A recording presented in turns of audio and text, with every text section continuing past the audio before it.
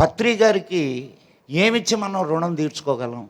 పరమ పూజ్య గురుదేవులు మానవ అంశతో ఈ భూమి మీద జన్మించి మనకు నడక నేర్పిస్తారు. మీకు ఒక అద్భుతమైన విషయాన్ని చెప్తాను. పత్రి గారు చేసినటువంటి గొప్ప విషయం ఏమిటంటే గుహలో ఉన్న ధ్యానాన్ని గృహంలోకి తీసుకొచ్చారు.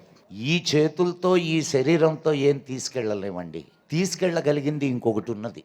ఆ తీసుకెళ్ళగలిగిన దాన్ని మనకు నేర్పించడమే పూజ్య గురువులు పత్రిజీ గారు మనకు నేర్పించారు. ఇది మనం తీసుకెళ్లాల్సింది. సో మోక్ష సాధనకు మొట్టమొదటి మెట్టుని మీకు పత్రిజీ గారు అందించారు.